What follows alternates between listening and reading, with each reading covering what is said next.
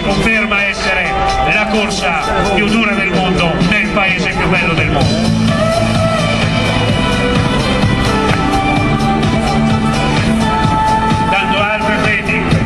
Alla conclusione arriva al traguardo Manuel Belletti, in tappa al Giro d'Italia per il romagnolo della GDSR mondiale.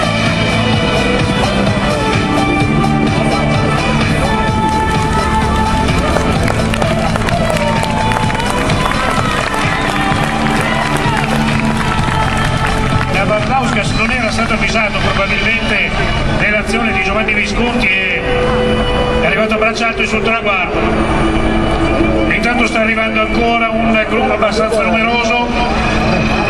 Dobbiamo applaudire tutti questi atleti che hanno affrontato il maltempo, hanno affrontato il caldo dell'avvio di questo Giro d'Italia e ora sono ancora in gara. Abbiamo visto in questo gruppetto Ramottini, quindi abbiamo visto tagliare il traguardo, tra l'altro anche il Pantano, il portoghese Machado e via altri atleti.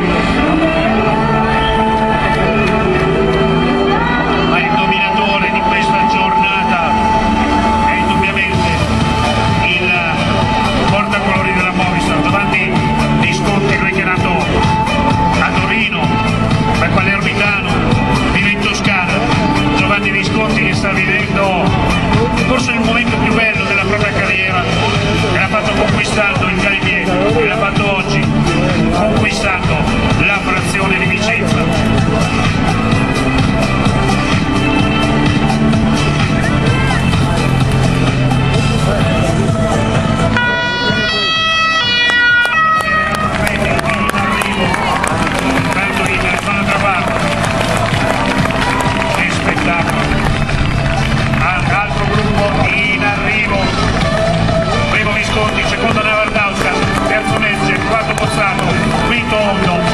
Altri corridori stanno attraversando tra due ali di molla il tratto di strada che porta verso il traguardo.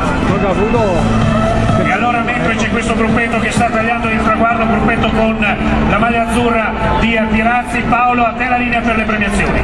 Grazie Stefano. Signore e signori, il momento ufficiale della cerimonia di premiazione della 17ª tappa del Giro d'Italia. Da Caravaggio a Vicenza, 216 km.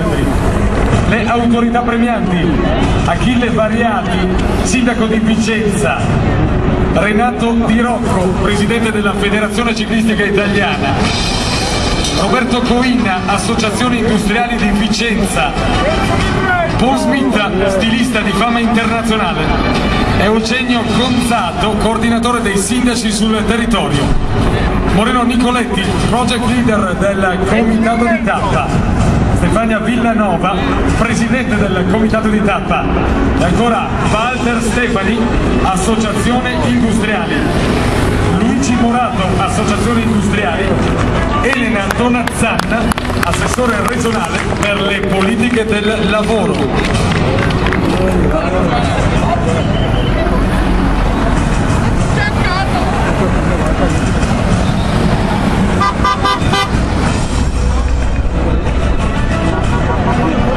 E allora, signore e signori, il vincitore di tappa è un corridore siciliano per Movistar Team.